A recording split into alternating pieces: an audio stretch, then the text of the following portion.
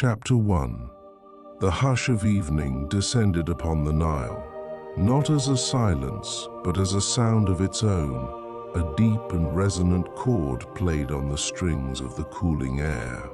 It was a gold-leafed quiet, as if the last of the sun's light had been hammered thin and laid across the surface of the world, muting all that was sharp and loud.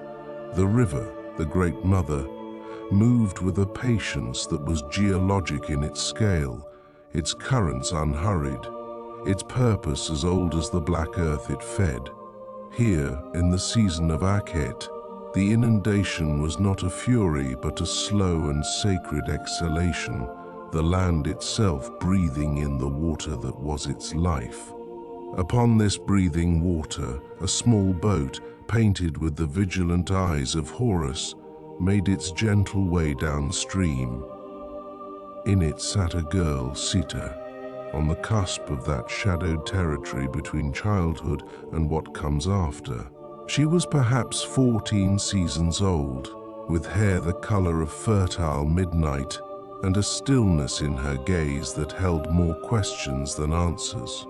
Her fingers, slender and stained with the faint dust of the day's small chores, traced the weathered paint on the boat's side. Feeling the faintest vibration of the river's passage through the wood. The paint was peeling in places, revealing the pale grain beneath like a glimpse of bone under skin. Each chip and scar was a word in a story she had known all her life. The story of this boat, this river, her father. He was there at the stern, a silhouette against the fading jewel tones of the west. Henenu. His shoulders were as broad as the yokes he laid upon his oxen. His hands, resting now on the steering oar, were maps of a life lived in partnership with the soil and the sun. They were calloused and creased, the lines etched deep with the memory of rope and reed and the weight of a harvest. He did not need to fight the river. He understood its language of subtle pressures and sighs. With a practiced, almost imperceptible dip and turn of the oar, he guided their passage, a quiet collaborator with the ancient flow. The air grew cooler, carrying with it a layered perfume. From the banks, where the water lapped at the newly drowned fields, came the scent of wet mud, a rich primal smell that spoke of creation and decay, of endings that were always beginnings. Woven through it was the cleaner, sweeter fragrance of the blue lotus, its petals closing now for the night, hoarding their scent as a secret for the morning. The coolness touched Sitre's cheeks like a spirit's hand, raising a fine down on her arms. She drew her linen shawl a little closer, the fabric still holding the warmth of the sun that had bleached it white. She listened. The world was a composition of quiet sounds. There was the soft, rhythmic kiss of the oar dipping into the water, a sound that had been the lullaby of her infancy. There was the whisper of wings high overhead, where a flock of ibis, elegant scribes of the sky, made their final journey toward the reeds. Far across the water, from the direction of the village whose earth-toned walls were now sinking into shadow, came the sound of laughter.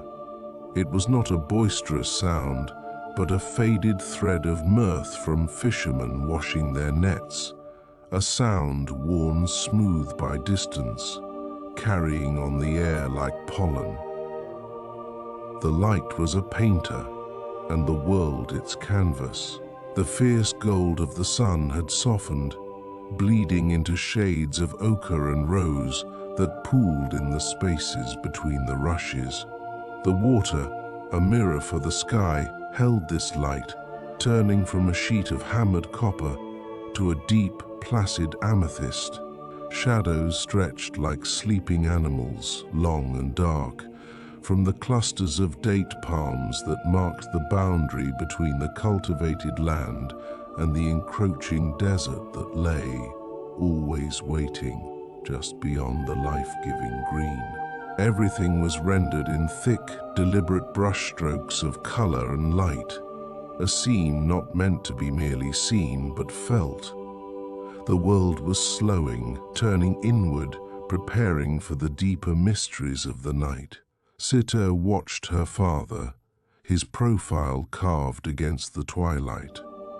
He was a man of few words, his language the turn of the soil, the heft of a grain sack, the steady rhythm of his work. Yet in the boat, on the river, in this liminal space between day and night, he sometimes spoke, his voice a low and even current that anchored her in the vastness of the world. There, he said, his voice scarcely louder than the water's murmur. He pointed not with his hand, but with a slight lift of his chin. Look, she rises. Citre's gaze followed his to the eastern horizon, where the sky was darkening to a profound indigo. At first she saw nothing but the deep velvet of encroaching night. Then a flicker, a single point of light, impossibly bright, pulsed just above the line where water met sky. It did not twinkle like the lesser stars. It blazed with a steady, silver-white fire. Sopdet, Henenu breathed the name, a prayer and a statement of fact in one. She has returned to us. The new year is here. The flood will be good. Sitre knew the stories.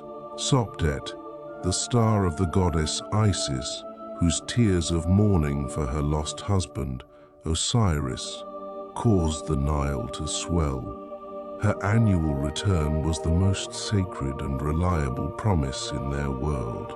It meant the waters would rise high enough, that the silt would be deep and rich, that the coming season of perate, of growing, would be bountiful.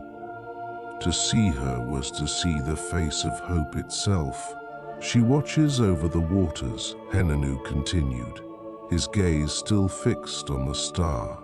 And he, his chin tilted higher, towards the sprawling constellation that was beginning to stride across the heavens. Osiris, in his celestial bark, watches over her. We call him Sa. He is the shepherd of the stars. Sitre looked at the familiar shape of the hunter, the three bright jewels of his belt, a celestial echo of the three great pyramids that lay far to the north, monuments built by kings who were now ancestors, just as her own grandfather was. The thought was a strange one, mingling the monumental with the intimate. She drew her knees to her chest, resting her chin upon them. The boat felt like a cradle, rocked by the gentle pulse of the river. The vastness of the sky, pricked with its slowly emerging map of silver, was overwhelming. It made her feel both infinitesimally small and profoundly connected. She was a speck of dust on a floating piece of wood, and yet that star, that brilliant beacon of Sopdet, was rising for her, just as it had for her father, and his father, and all the generations whose bones were now part of the land. Her own quiet curiosity, which she so often kept folded within herself like a piece of clean linen, began to unfold. It bloomed in the stillness, watered by her father's words and the river's deep hum. "Father," she asked, her voice soft, tentative, so as not to break the spell of the evening. "Yes, little ibis." He often called her that, for her quiet watchfulness. "The spirits of those who have crossed to the west, do they travel with the stars? Is my grandfather's spirit, is it up there with Osiris?" Henenu was silent for a long moment. He did not dismiss the question. He turned it over in his mind, the way he might examine a seed before planting, feeling its weight and potential. The only sound was the lap of water against the hull. The stories tell us that the souls of the righteous dwell among the imperishable stars, sailing with Ra in his bark by day and navigating the underworld by night, he said finally. His voice was reflective, a man thinking aloud rather than delivering a lesson. But I think it is not so simple as one place or the other. I think a spirit is like the river. It flows through everything. Your grandfather's spirit is in the strength of my arms because he taught me how to work. It is in the taste of the bread we eat because he tilled the same land. And it is in the light of the stars because they are eternal, and the part of him that was good and strong is also eternal. He paused, and the oar made a soft splash. He is here, in this boat with us, just as much as he is there. Sitre considered this. It was not the simple answer a priest might have given, but it felt truer, deeper. It settled in her heart like a smooth, warm stone. The idea that her grandfather was not gone, but had simply dissolved into the world, becoming part of the starlight and the soil and the memory held in her father's hands, was a comfort so profound it was almost a sorrow. It was a gentle longing for a face she could barely recall, mingled with the tranquility of knowing he was not lost. She watched the dark shapes of the papyrus reeds slide by, their feathery heads nodding in the slight breeze. The ibis, she thought, they were the scribes of Thoth, the god of wisdom. They seemed to know the secrets of the margins, the places where water and land met. And the ibis, she whispered, when they call out at dusk, are they speaking to the river? Are they telling its secrets only the water can understand? This time, Henenu smiled. She could not see it clearly in the deep twilight, but she could hear it in his voice, a warmth that softened the edges of his words. Perhaps they are, or perhaps they are simply telling one another that it is time to rest. Sometimes, Sitre, a bird is just a bird. And sometimes it is a message from the gods. The wisdom is in learning to see the difference. He let the boat drift, its nose pointing toward the center of the current where the flow was strongest. The work was done. Now, they were simply being carried. The sky above was a vast, dark bowl now, scattered with the diamond dust of a million suns. The river below was its perfect liquid reflection, a sky of black water holding its own shimmering stars. It was impossible to tell where one ended and the other began. They were floating in a sphere of night, suspended between two heavens. The silence returned, deeper and more complete than before. It was a silence filled with unspoken understanding, with the weight of stars and the memory of ancestors. They drifted together, father and daughter, their breathing falling into the same slow rhythm as the river's gentle heave and fall. Sitre felt a warmth cover her hand, the one that still rested on the boat's side. She looked down. Her father's hand, large and rough, had come to rest over hers. It was a gesture of immense tenderness, a silent confirmation of everything he had just said. His skin was warm despite the cooling air, a living heat that flowed into her. In that simple touch, she felt the entirety of her world, the strength that protected her, the heritage that defined her, and the love that was as constant and life-giving as the Nile itself. Together, they leaned into the night, two small figures in a vast breathing cosmos. They watched the liquid stars tremble and shimmer on the water's surface, a fragile bridge between the sky in the heavens and the sky at their feet. The river carried them onward, toward the sleeping village and the promise of a new day, holding them in its timeless, patient embrace.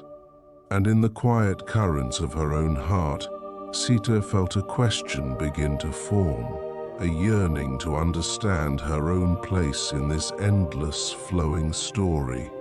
A single drop of water in the eternal river, under the ever-returning stars. Chapter 2. The day gives up its warmth in a long, slow sigh. It is a breath of heat that rises from the baked earth of the riverbanks and meets the cool evening air descending from the vast, darkening sky. Here on the water, the two currents mingle, caressing Sitre's face with a touch that is neither warm nor cold, but something in between, a feeling of perfect, momentary balance. She sits in the painted boat, her small body curled near the prow, her palms flat against the wood. Through her hands, she feels the river's deep, continuous hum, a vibration that travels up her arms and settles in her chest like a second, slower heartbeat. The boat itself is a vessel of memory, its timbers saturated with the scent of the Nile and countless journeys like this one. The faded blue and yellow ochre of its painted eyes stare placidly ahead, a ward against the river's hidden moods. But tonight, the river is in a state of grace, its surface a swathe of polished obsidian catching the last embers of the sun. Where the light still touches it, the water is the color of molten amber. Then, further out, a deep, bruised indigo. Her father stands at the stern, a silhouette of quiet strength against the fading tapestry of the sky. He does not hurry. His movements are a study in patience, learned from the river itself. The long wooden oar rises from the water, shedding a cascade of liquid jewels that glitter for a moment before vanishing. It hangs in the air, a dark wing poised in flight, then dips again, breaking the perfect stillness. The sound is a gentle intrusion, a rhythmic murmur, a shush as it slices the water, a soft plock as it enters, a drip, drip, drip of water returning to its source. Then, a profound quiet as the boat glides forward on the momentum of his stroke. Murmur, stillness, murmur. It is the river's own slow pulse, given voice by her father's hands. Sitre watches the banks drift by, a landscape dissolving into shadow. Ancient sycamores, their branches heavy with age and reverence, lean out over the water, their lowest leaves trailing on the surface like the fingertips of sleeping giants. She imagines they are whispering secrets to the current, stories of all the sunsets they have witnessed, all the boats that have passed in their long, silent watch. A sudden, startling whiteness against the deepening gloom resolves itself into a flock of ibis. They rise from the reeds in a slow, almost ceremonial ascent, their wings beating with a soft, feathery percussion. For a moment they are luminous, creatures of pure light against the amethyst sky, before they bank and fold themselves into the dense shelter of a papyrus thicket further downriver. The world seems to hold its breath as they disappear, the silence they leave behind deeper than before. The air grows cooler, carrying with it the scents of the closing day. It is a fragrance woven from many threads, the sharp green smell of crushed reeds, the rich dark perfume of the river's damp earth, and the sweet, almost funereal scent of lotus blossoms furling their petals against the night. From a distant village, too far to see clearly, a tendril of wood smoke drifts across the water, bringing a faint, comforting hint of hearths and evening meals, of lives lived beyond their quiet bubble of water and sky. Her father begins to hum. It is not a song with words, but a melody that feels as if it were born from the river itself, a low, resonant tune that rises and falls with the motion of his oaring. It is a sound Sitre has known since before she could form memories, a sound that means safety, that means home.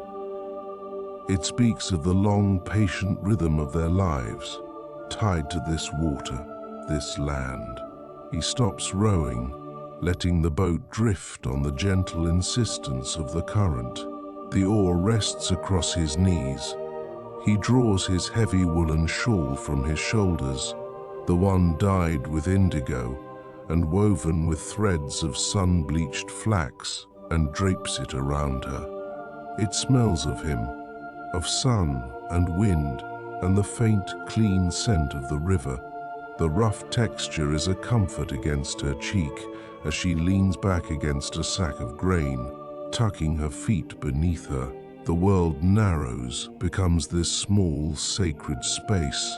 There is only the gentle rock of the boat, the warmth of the shawl, and the solid presence of her father beside her. "Look," he says, his voice a low rumble that seems to part of the evening's quiet. He lifts a hand, not pointing so much as offering a direction for her gaze. His fingers are calloused, his knuckles scarred from a lifetime of work, but his gesture is one of immense grace.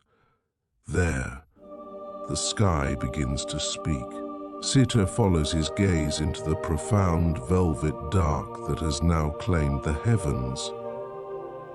At first, she sees only a scattering of silver dust, but as her eyes adjust, as she learns to look past the darkness and into it, the pinpricks of light sharpen, gaining intensity, arranging themselves into patterns she is slowly learning to read. "You see the line of them there," he murmurs, his finger tracing a shape in the air between them and the distant stars, like a great procession. That is the way the spirits of the blessed travel. They walk that glittering path to the field of reeds. She can see it now, a milky, shimmering road stretching across the dome of the night. It is not a road of dust and stone, but of light and possibility. She imagines souls walking there, silent and weightless, their journeys end a place of eternal twilight, much like this one. He shifts his hand. And there, that cluster, see how it curves? That is Mesketu, the foreleg. It is an offering, always to the gods. But it is also a guide. When it hangs low in the northern sky after the sun has set, the time for planting is near. It is a promise from the sky that the earth will be ready.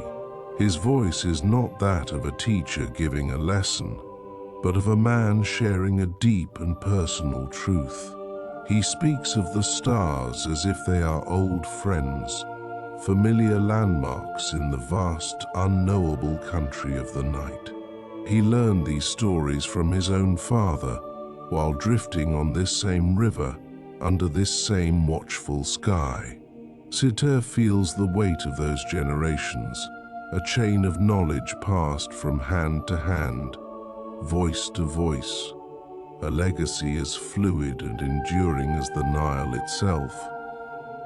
"And there," he whispers, his voice filled with a particular reverence, "high above, see the falcon soaring? That is the eye of Horus watching over us. He keeps the darkness from being absolute. He ensures the sun will be victorious and return to us at dawn." She looks, and the stars resolve themselves into the proud, sharp shape of a bird of prey, its wings spread wide across the cosmos. It is no longer just a random collection of lights. It is a presence, a guardian. Her father has not just given her names, he has given her sight. He has turned the cold, indifferent expanse into a place of meaning, a ceiling painted with the stories of their gods and the rhythms of their lives. Beneath them, the river moves on, a silent, powerful force. It is the source of all things, the black, fertile silt that nourishes their crops, the water that quenches their thirst, the great road that connects them to the world. Tonight, Sitre feels its lesson in her very bones. The current pulls them gently, inexorably, southward. There is no fighting it. There is only surrender, a trust that it knows the way. It is a lesson in patience, in yielding to a power greater than oneself, in understanding that some journeys are not about the destination, but about the quiet act of being carried. She pulls the shawl tighter, the rough wool a solid, reassuring weight. The world has shrunk and expanded all at once. It has narrowed to the small, dark boat, the brush of her father's hand as he adjusts the tiller, the rhythmic rustle of water moving past the hull. Yet it has also grown to encompass the entire vault of heaven, the distant glimmer of stars whose light began its journey long before she was born. She feels small, a tiny speck of life drifting between the dark water and the endless sky, yet she has never felt so perfectly, so securely, a part of everything. This is their lullaby. It is not a song sung, but a moment lived. It is woven from the creak of wood, the whisper of the current against the reeds, the vast and breathing silence of the night. It is lanterned by the patient, watchful light of the foreleg and the falcon. It is a lullaby of belonging, carried on the timeless embrace of the river, rocking them gently toward the shores of sleep. The boat does not hurry, it drifts, a dark seed pod on a dark stream, bearing its precious cargo not toward any particular shore, but deeper into the heart of the night, into the profound and peaceful quiet that waits at the center of the world. Chapter 3. The last of the sun's warmth bled from the land, a slow, gracious departure. It clung for a final moment to the high fronds of the date palms, turning their green to a fleeting burnished gold, then relinquished its hold, sinking below the western horizon in a final glorious stain of vermilion and rose. The painted boat, its prow carved with the patient, coal-lined eye of Horus, slipped from the familiar world of sun-drenched fields and into the deeper quiet of the coming night. It was a passage not of distance, but of state, a gentle crossing into the river's other life, the one that bloomed only when the day's heat had lifted. Cool air, as soft as a moth's wing, settled around Sitre and her father. It carried the scent of the water itself, a clean, dark perfume of crushed lily pads, and the deep, fertile breath of the river's silted bed. The world, which only an hour before had been a clamor of cicadas and the distant calls of field workers, was now hushed. The only sound was a seamless, ancient lullaby, the soft, rhythmic lap of water against the boat's wooden hull, a sound that had measured the passing of evenings since the first reeds grew on the banks.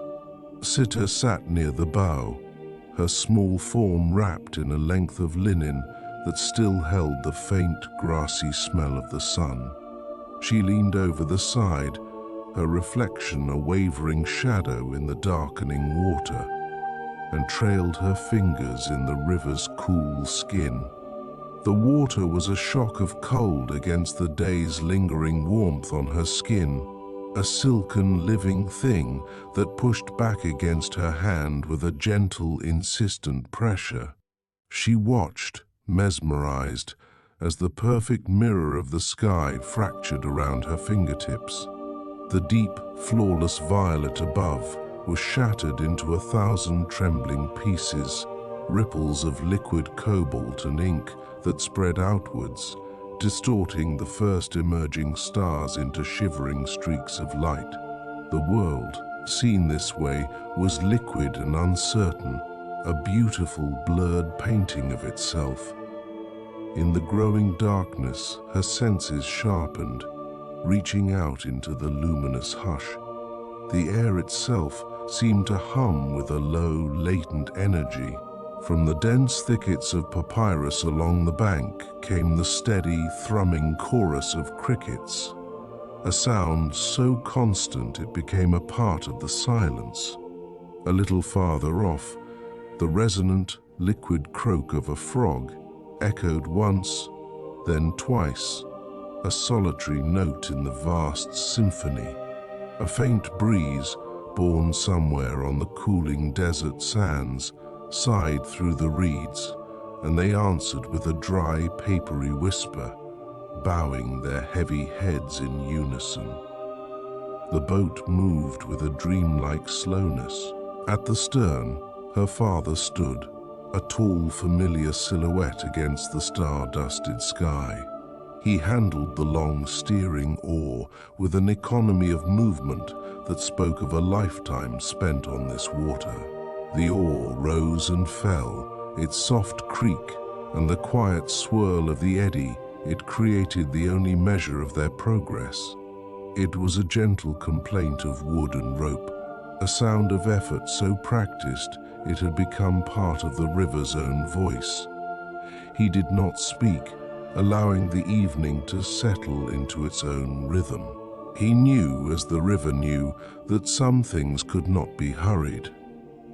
As the last blush of twilight faded into a deep velvety indigo, the heavens unfurled their full splendor.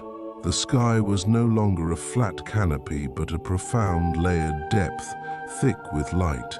Her father's voice, when it came, was a murmur that seemed to rise from the quiet itself, careful not to break the spell. "See there," he said, his arm lifting, his finger a dark line against the celestial brilliance. "Look past the scorpion's tail. The great river begins its bend there, in the sky, just as it bends here beneath us." Sitre followed his gaze, her eyes tracing the luminous, milky path of the stars that the gods had strewn across the night. It did look like a river, a ghostly echo of their own Nile, flowing through fields of eternal darkness. She saw it now as he did, a celestial waterway, its banks glittering with distant, unknowable cities of light. Together, they watched as the constellations kindled one by one, as if a divine hand were touching a wick to each. Sopdet, the herald, the brilliant star that promised the coming of the flood, began to glow with a steady silver-white pulse just above the silhouetted fringe of palms on the eastern bank. It seemed to look down at them, a knowing, benevolent eye. Her father lowered his arm, his hand coming to rest on the smooth, worn wood of the tiller. The boat glided on, silent save for the water's soft breathing. "My mother," he said, his voice softer now, a thread of memory woven into the darkness. "She would bring me out just like this. Her hand was smaller than mine, and her knuckles were rough from the grinding stone. But when she pointed to the sky, it was as if she were showing me the chambers of our own house." He paused, and Sitre could feel his gaze not on her, but on a time long past, reflected in the dark water. "She told me the stars held the river's memory. They do not hurry, the stars. Their journey across the sky is slow, measured, and always true." They taught her patience. She would watch them to know the rhythm of the year, the time for sowing when the earth was ready and the waters had receded, the long, quiet time of waiting when the green shoots pushed toward the sun, and the time for harvest, when the land gave up its bounty. He stroked the oar through the water, a single fluid motion. It is the same rhythm as the river's heart, the slow pulse of the flood, the patient retreat, the gift of black soil left behind. It is all one story, Sitre. The sky tells it, the river lives it, and we are the ones who listen. His words did not feel like a lesson. They felt like a secret being shared, a key to a lock she hadn't known existed. In the vast, whispering dark, surrounded by the immensity of the water and the sky, Sitre felt her own smallness, the gentle weight of her own body in the boat. But it was not a frightening smallness. It was a smallness softened into belonging. The quiet anxieties that sometimes fluttered in her chest like trapped birds, worries about a torn garment, a forgotten task, a harsh word from a playmate, all seemed to dissolve, their sharp edges melting into the profound peace of the night. She felt it then, a tangible thing, a thread of quiet knowledge, spun from the light of those ancient stars, passed from her grandmother's hand to her father's, and now, in this moment, gently offered to her. It was a legacy not of gold or land, but of stillness, of understanding that her own life was a part of this immense, unhurried rhythm. The feeling was like an anchor, not a heavy, dragging weight, but a living root, gently securing her heart to the deep, steady pulse of the world. A reverence bloomed within her, a quiet awe for the peace that could be found in cycles too vast to rush, in a silence that was not empty, but full. The boat glided onward. At its prow, the small clay lantern her father had lit cast a soft, honeyed glow, its light trembling on the water's surface. The painted eye of Horus seemed to watch this fragile, man-made star, and the river accepted it, turning its reflection into a shimmering pool of liquid gold. It was their own constellation, a tiny, warm spark in the cool, immense dark. Above, the familiar patterns of the gods kept their silent watch.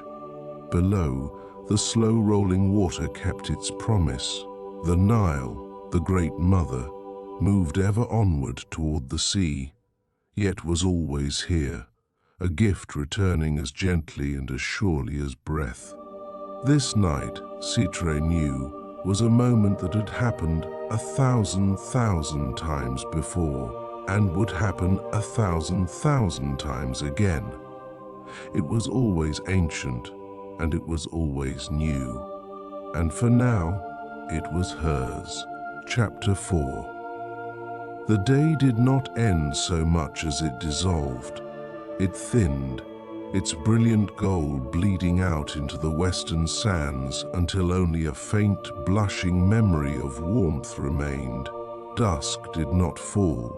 It seeped upward from the river, a slow, cool tide of indigo and violet that softened the sharp edges of the world.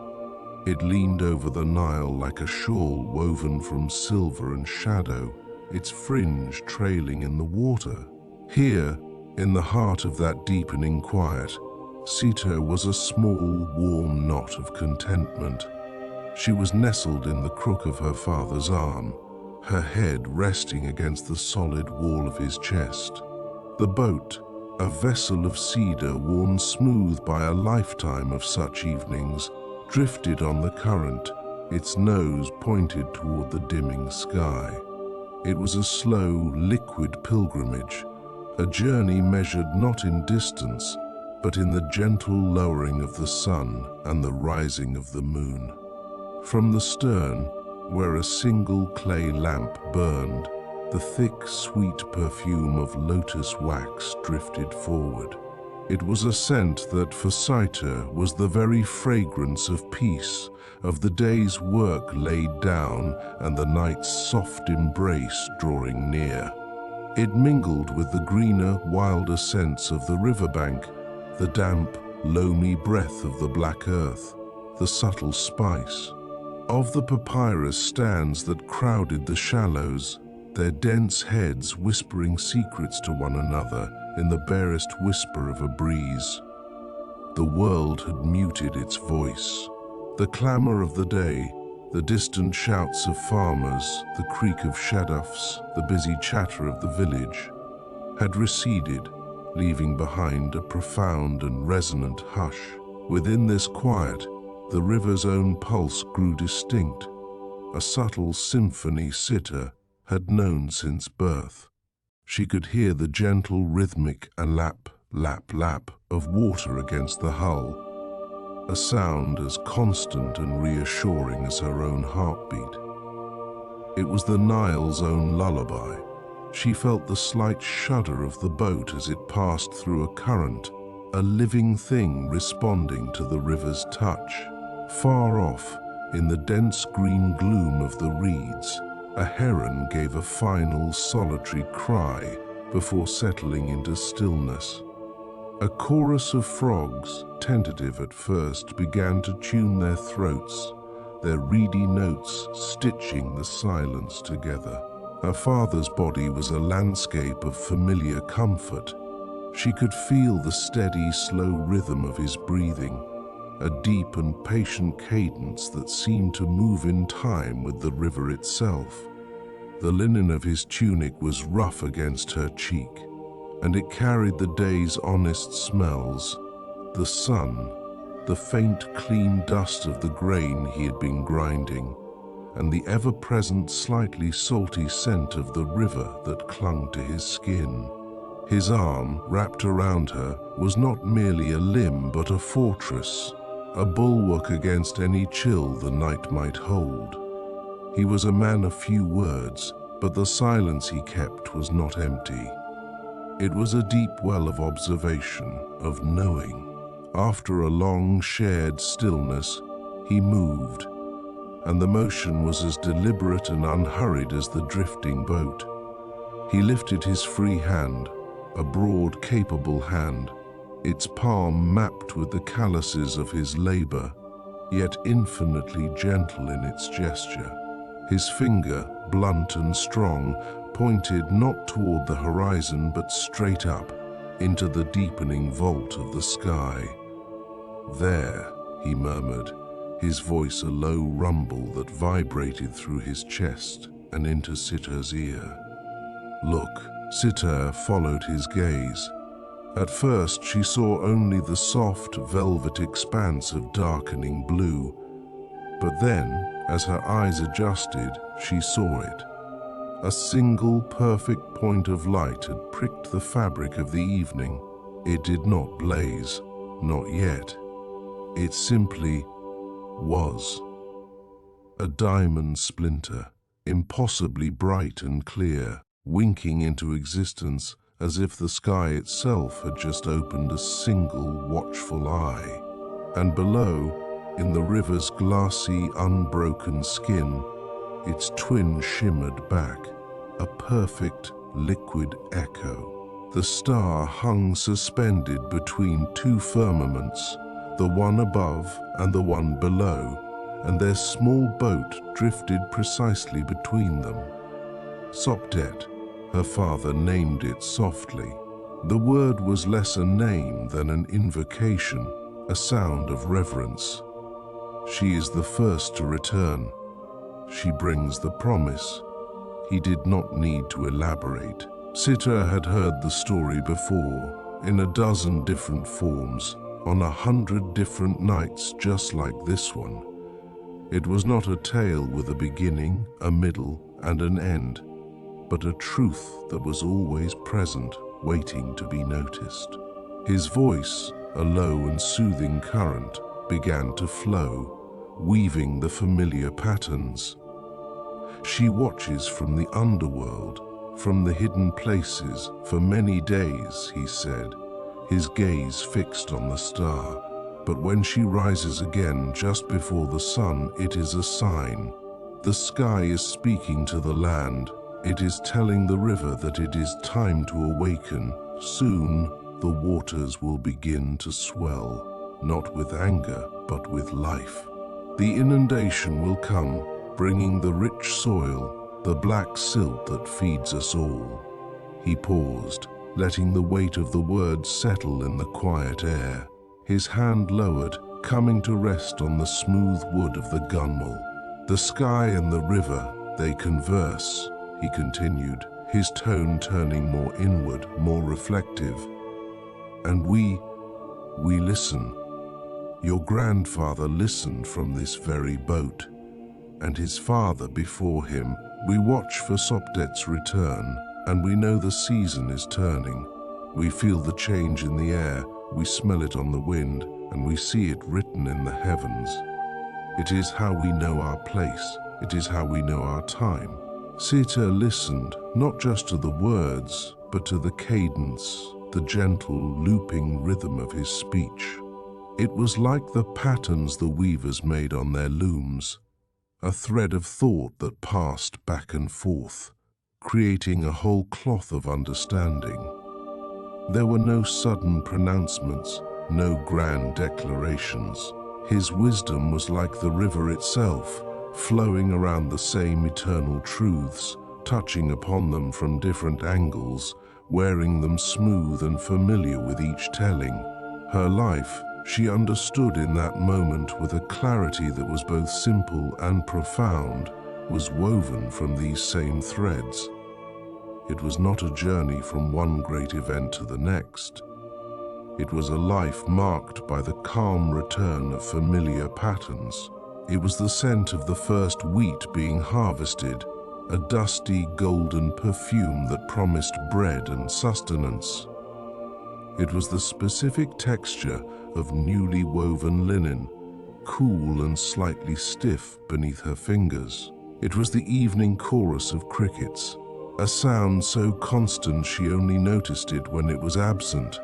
It was the sight of the date palms, their fronds sharp and black against a turquoise dawn. And it was this, the gentle, patient swelling of the Nile, a reassurance that the world was still in balance, that life would continue, that the gods had not forgotten them.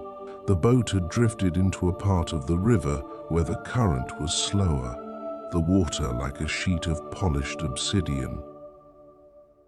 More stars had appeared now, a fine dust of silver scattered across the heavens, and each one had its double in the water below. The boat moved not on a river, but through a silent, glittering cosmos.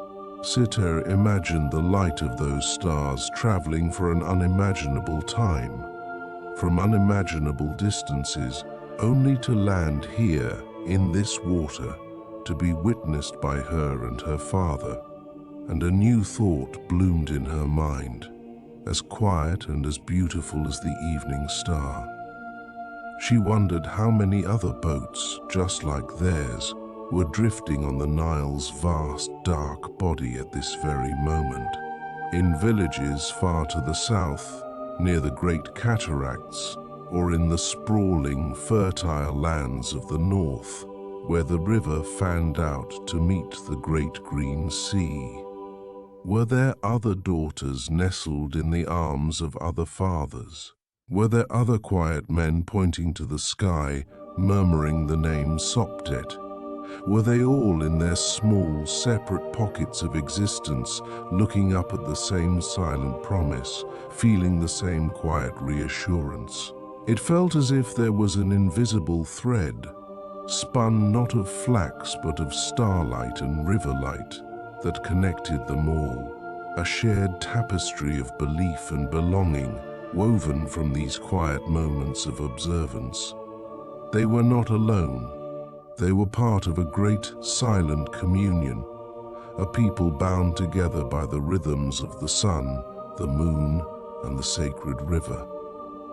They were a family held in the gentle hand of the land itself.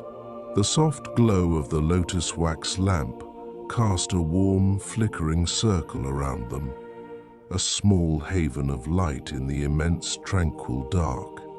It painted her father's face in strokes of gold and deep shadow, carving his profile into something ancient and eternal, like a relief on a temple wall.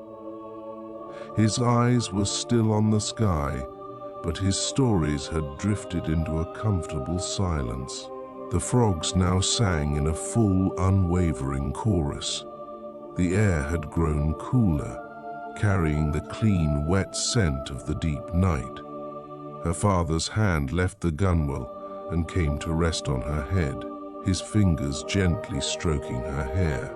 It was a gesture of such profound and unspoken tenderness that Sitre felt her heart swell, not with excitement or joy, but with a deep, still gratitude that filled her to the brim.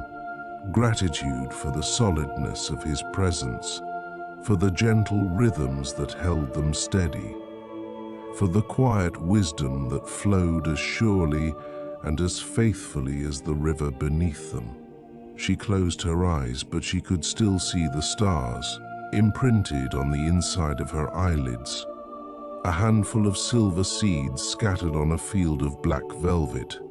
They were silent, they were sure. And as the boat continued its slow, inexorable journey onward, carried by the Nile's ancient, soothing lullaby, Sitre drifted with it onward into the soft, waiting dark. Chapter 5.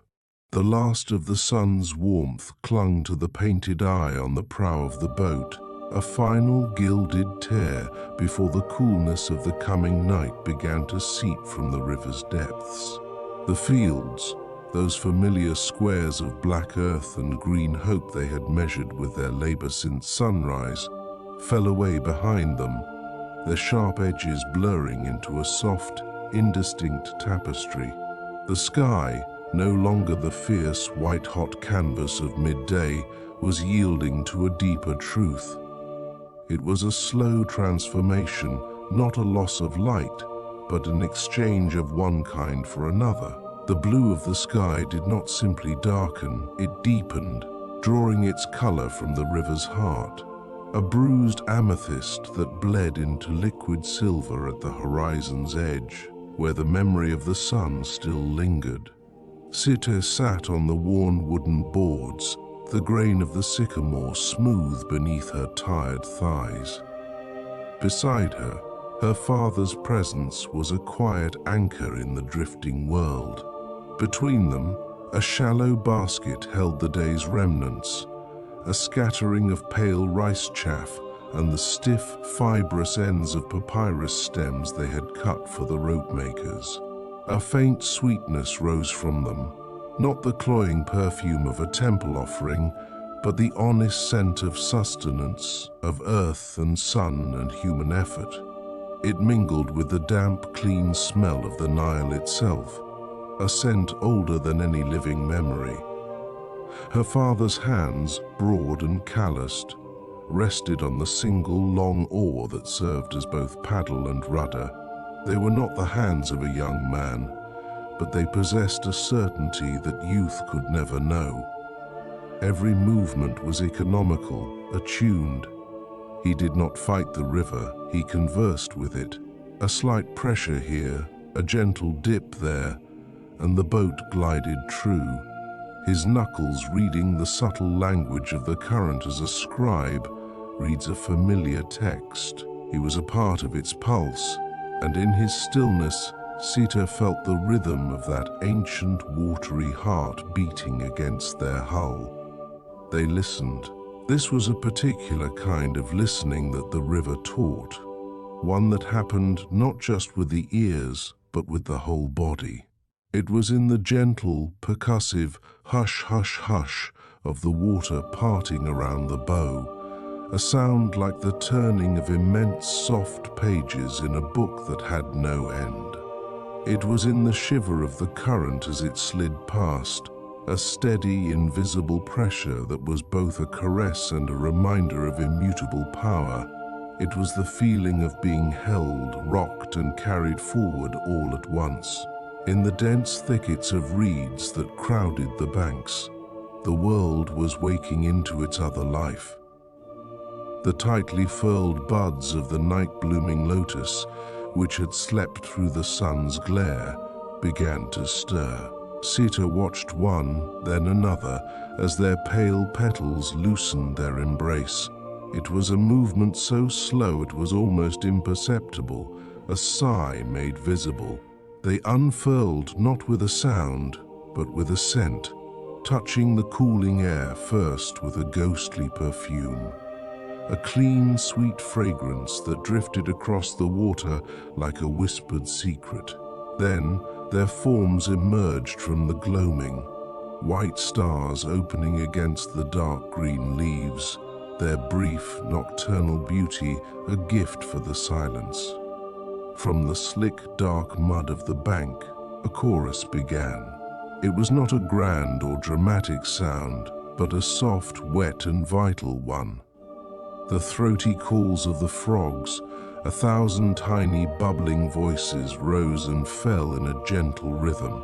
It was a sound so intrinsic to the river's evening that it felt less like a noise and more like a texture in the air, a soft stitching that held the silence together and kept it from feeling empty.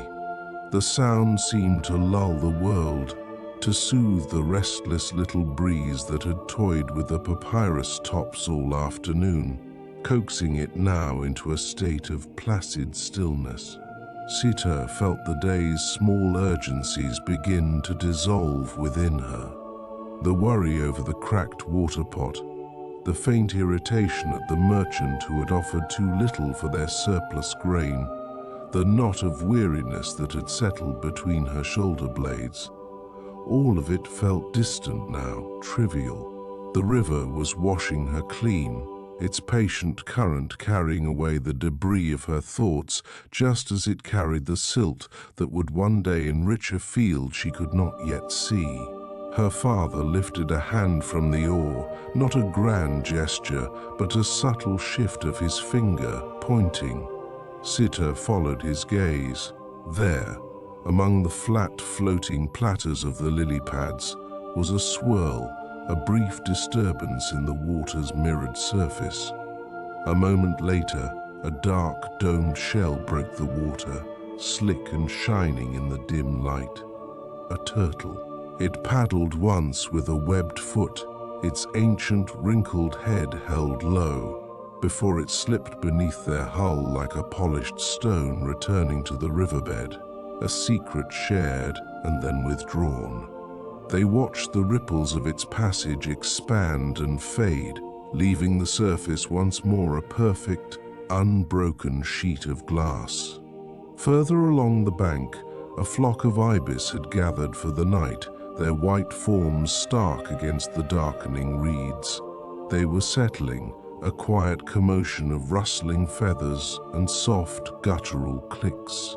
Sitre's eyes found the smallest among them, a juvenile perhaps, who seemed less certain than the others. It fluffed its feathers, a gesture of profound and simple comfort, tucked its head beneath a wing, and became a soft white stillness in the branches of a half-drowned acacia. The sight resonated within her, a quiet echo of her own search for rest, for a place to settle the fluttering anxieties of her own heart. A profound silence stretched between them then, a shared and comfortable quiet that needed no words to fill it. It was a silence threaded with the life of the river, with the frog song and the scent of lotus and the slow, deep breathing of the world as it turned from day to night. Sitre felt the hush seep into her, filling the hollows and crevices of her mind, calming the ceaseless murmur of her own thoughts. It was not an absence of sound, but a presence of peace. Far ahead, down the gentle curve of the river, a single point of light appeared. It was a fisherman's torch, a small, brave flame held aloft in a distant skiff. It seemed to float untethered, a tiny man-made star that had fallen from the heavens to hover just above the water, and the river, in its patient majesty, offered a perfect mirror. Below the floating fire was its twin, a second star captured in the dark water, just as bright, just as lonely, and just beyond reach. They drifted towards it, this double constellation of hope and its reflection. Sitre watched as her father's gaze, which had been fixed on the water ahead, slowly lifted. His eyes traced the vast, deep bowl of the sky, where the first true stars were beginning to emerge from the velvet. They pricked the fabric of the twilight, faint at first, then gaining confidence, a scatter of silver dust growing into familiar patterns, familiar friends. He did not speak. He did not name them, as he sometimes did on other nights, pointing out the ship of 1,000,000 years or the celestial flock of the herdsman. Tonight, there was a different quality to his attention, an unspoken reverence. It was as if the river itself must finish its sentence first, its long, murmuring story of the closing day, before the sky was permitted to respond with its own silent, eternal narrative. A new scent found its way to them, drifting on the still air from the village that lay hidden beyond the next bend. It was the smell of bread baking in clay ovens, a warm, yeasty, and profoundly comforting aroma.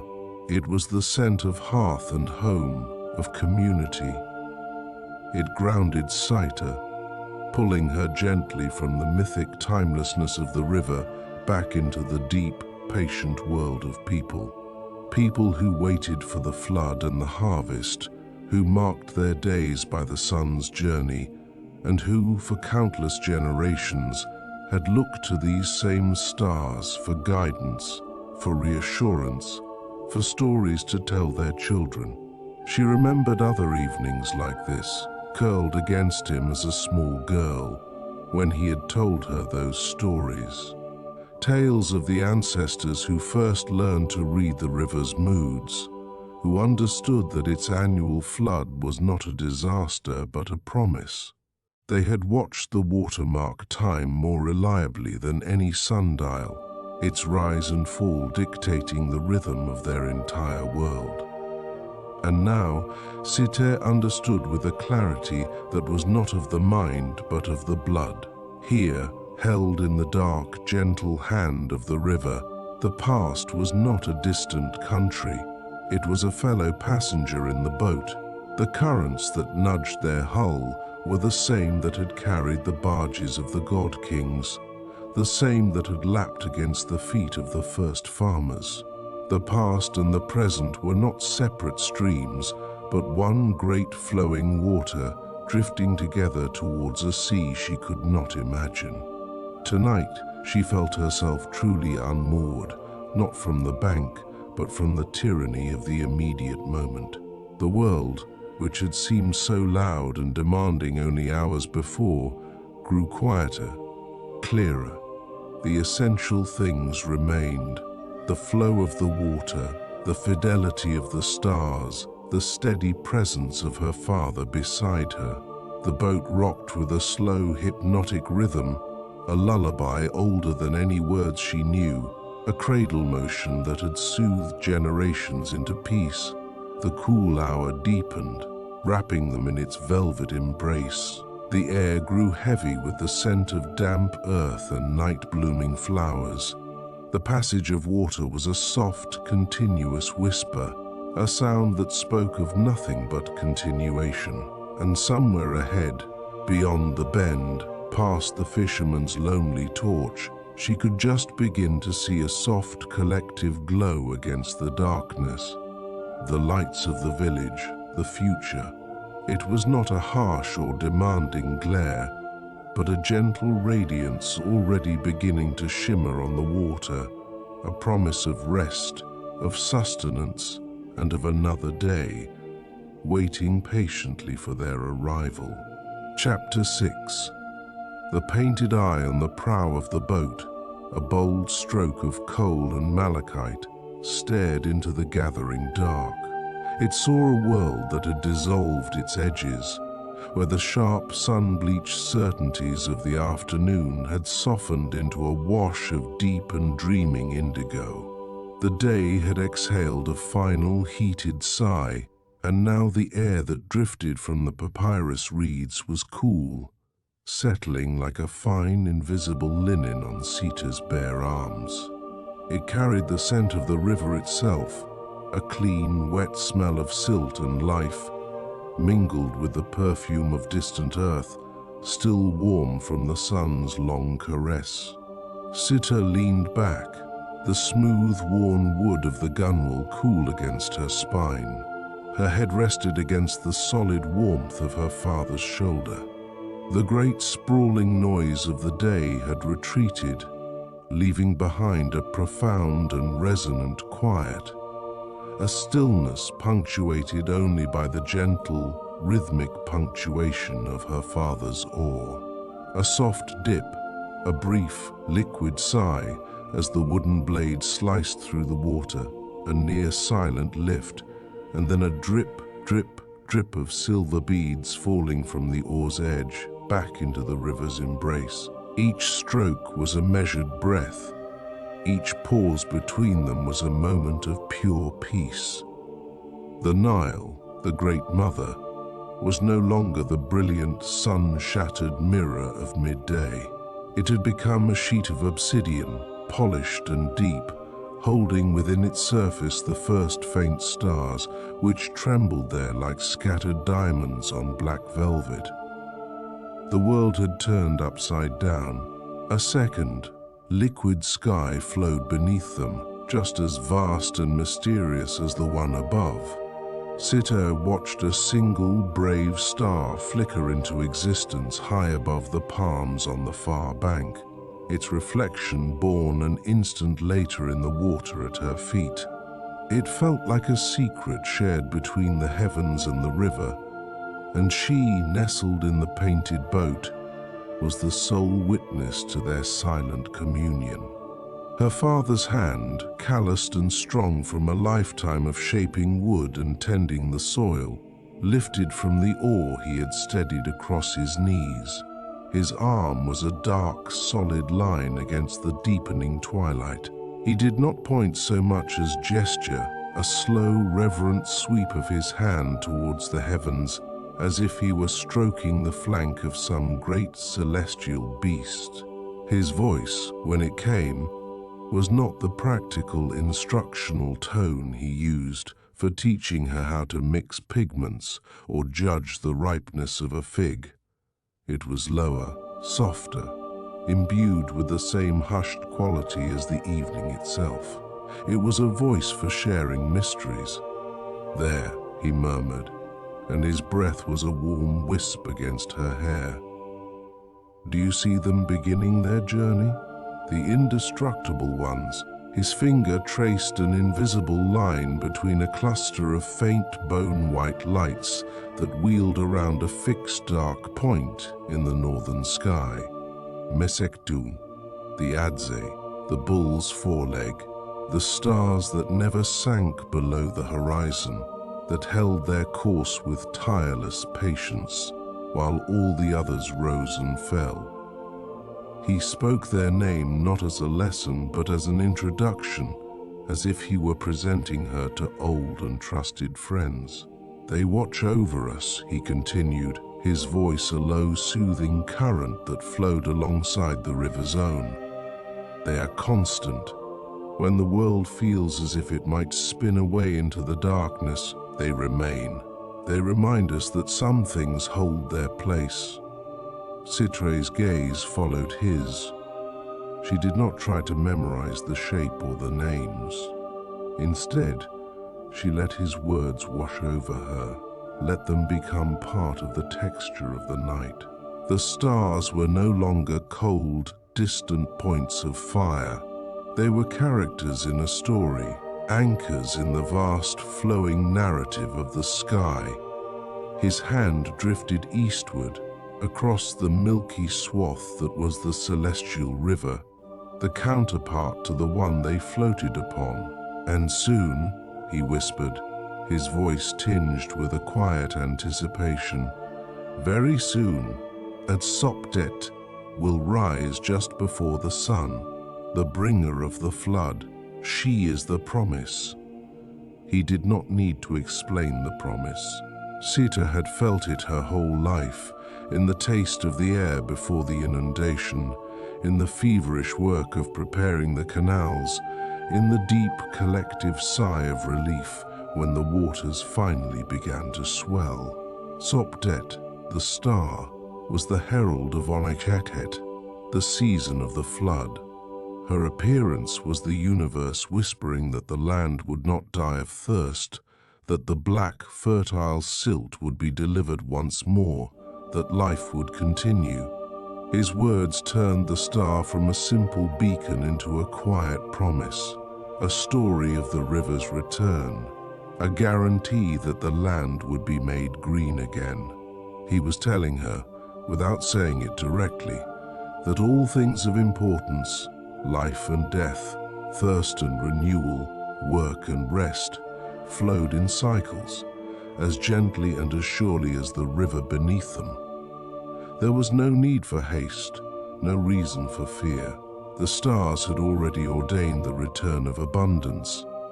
They fell silent again, but the silence now was different.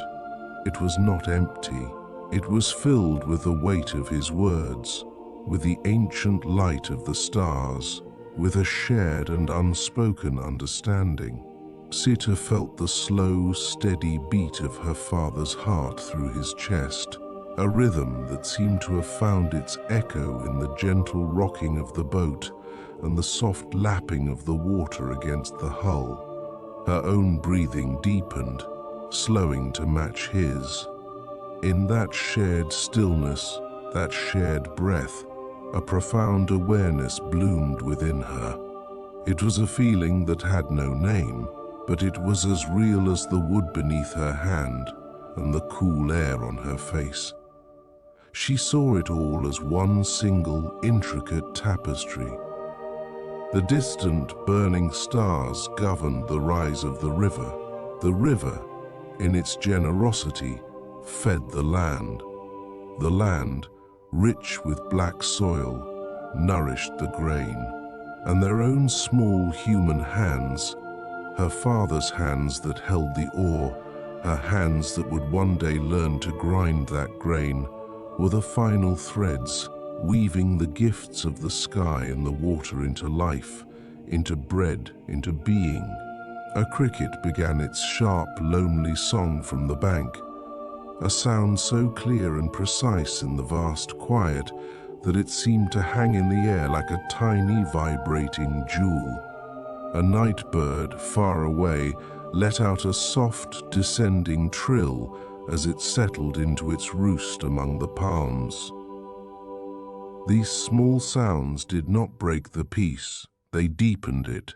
They were the fine, delicate brushstrokes that gave the great, dark canvas of the night its texture and its life.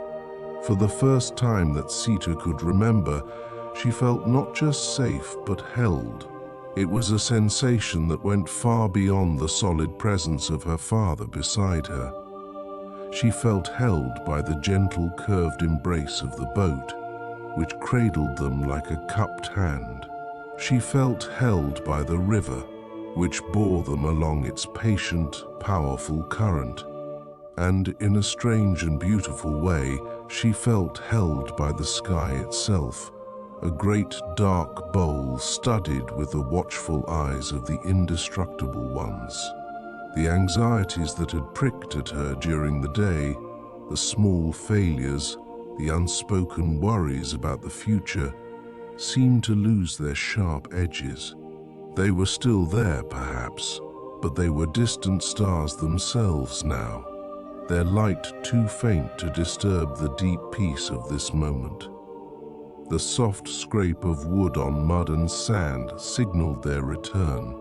Her father guided the boat with a final expert push of the oar, and its painted prow nudged the familiar landing place, a small crescent-shaped cut in the riverbank. The journey was over. As he secured the rope to the worn wooden post, the moon, a sliver of polished silver, began its stately, silent climb above the dark silhouettes of the date palms. It cast a faint, milky light upon the water, turning the ripples into shimmering scales. Her father did not hurry. He finished his task and then simply stood for a moment, watching the moon ascend. He rested his arm around Citre's shoulders, a gesture of quiet affection that needed no words. His touch was warm, grounding. It connected the vast cosmic spectacle of the rising moon to the small, intimate circle of their shared existence. She leaned into his side, feeling the solidness of him, the familiar scent of wood smoke and river reeds that clung to his tunic. "The world is so old," she thought, the idea washing over her, not with intimidation, but with a profound sense of comfort. The moon had been climbing over these same palms for more nights than anyone could count. The river had been carving this same path through the land for an eternity, and her own small life, her brief and precious flicker of awareness, was not separate from it. It was woven safely into it, a single humble thread in a fabric of infinite complexity and age, night after patient night. He gave her shoulder a gentle squeeze. "Come, your mother will have the bread warm." They stepped from the boat onto the shore. The earth beneath Citre's bare feet was cool and damp, yielding slightly to her weight. She glanced back one last time. Before them lay the river, a path of pale moonlight. Behind them, the darkness of the fields, deep and unknowable. Their footsteps pressing into the soft earth were the only sound. The painted boat, its eye now closed to the night, waited patiently for the dawn, for tomorrow's sun, for the journey to begin again. In that moment, the quiet comfort of repetition settled deep in her soul. The rising of the sun, the journey on the river, the return at twilight, the naming of the stars, the climbing of the moon. These were not chores or duties, but rhythms, a gentle, reassuring pulse that beat at the heart of the world. The worries she had carried, the small knots of uncertainty in her heart, did not need to be fought or conquered. They simply softened, dissolved by the steady, loving cadence of her life. Here, in the gentle rhythm of the world, walking beside her father under the ancient moon, she did not have to be clever or brave or special. She just had to be. And that, she understood with a clarity that was as calm and deep as the river itself, was enough. And so, under the patient gaze of ancient stars, in the quiet cradle of the river valley, Sitre and her father found their peace, guided home by the water's timeless, gentle song. May you too find your own quiet moment tonight, a small, sacred space where the noise of the day recedes, leaving you wrapped in the rhythm of something familiar and kind. What gentle ritual or cherished evening memory brings you peace? What is the quiet lullaby of your own life? Reflect for a moment, if you wish, on the simple anchors that hold you steady in the world. Good night.